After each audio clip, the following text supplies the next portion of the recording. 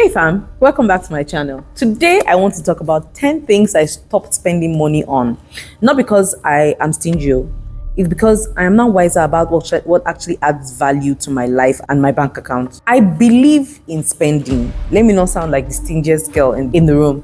I also believe that your money should be working for you, not just disappearing into things that don't really matter. Let's talk about it.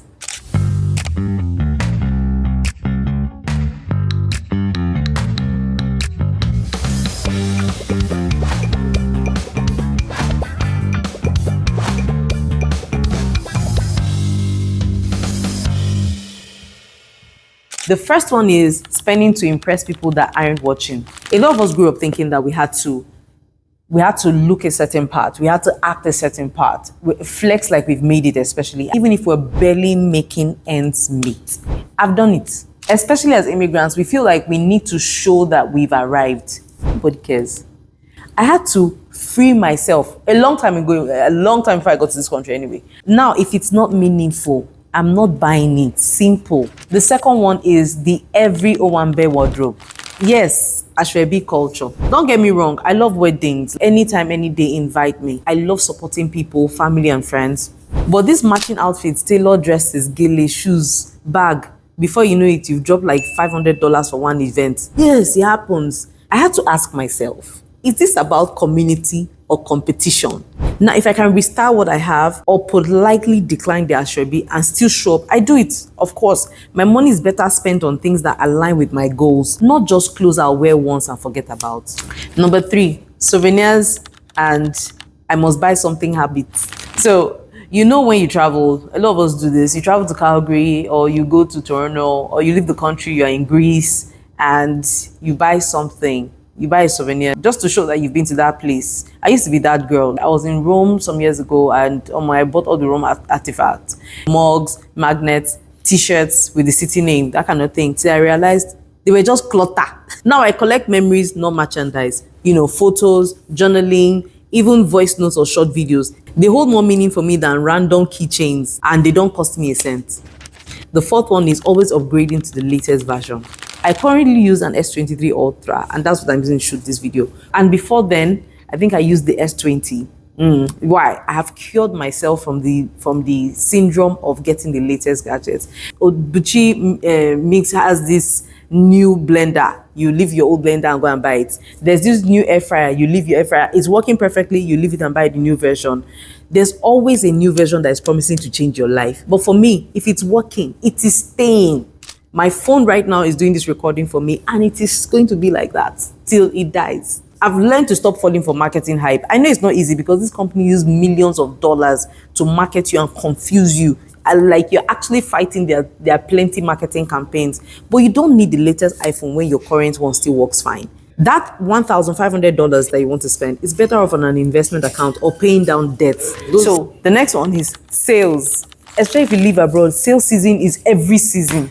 There's always a sale going on. It takes your money if you don't know. Black Friday, Boxing Day, mid-season sales. Like, now my rule is, if I wouldn't buy it full price, I'm not buying it on sale. Even with Black Friday, I only get things that are already on my list. So the deal has to make sense, not just look sweet.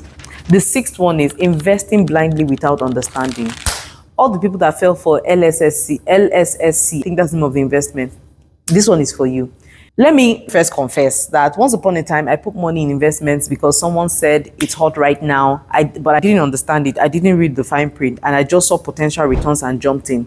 In Nigeria, you remember the days of MBA Forex? Never again.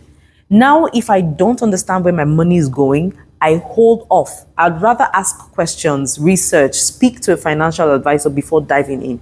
Your money deserves respect. My money deserves respect. The seventh one is cheap clothes that cost me more. Shein. All my Shein girlies. I'm sorry if I'm shaking tables. There are all manner of clothes on Shein. I'm not against Shein. I love Shein. I love Shein. But buying cheap clothes, most times it will cost you more. Cheap isn't always value. Stitching is loose, fading colors, just a waste of money. Now buy fewer, better quality pieces. It's also, the bonus part for me is that it's less time stressing on what to wear, more time building on my empire. You know, I love looking good. I do. But some beauty habits don't just serve me anymore, like gel nails, lashes every 2 weeks, all those fancy braids that I have to take down every month. They take time, money, and mental energy. I still love pampering myself. Now I do it when it makes sense, not just to keep up. Number 9, gifting out of guilt. To think that I recently did this thing. I'm unlearning this habit, so I know that I'll make mistakes once in a while. Holiday season used to stress me, especially abroad. Buying gifts to everyone because they will expect it. Sometimes I'll be broke in January just trying to play Santa in December. Not me. I've now realized that January has 100 days in that month. Like, January never ends because we spend too much in December. What I've started to do is intentional giving. If I can't afford a gift, I'll write you a note. I'll send you a message, a beautiful message, a video. I'll offer my time, come help you around Christmas, or give something small but meaningful. It's the heart behind the gift that counts, at least for me, not the price tag. Number 10, buying stuff just because it's normal. This is the biggest shift for me, like questioning my money habits. Why am I buying this?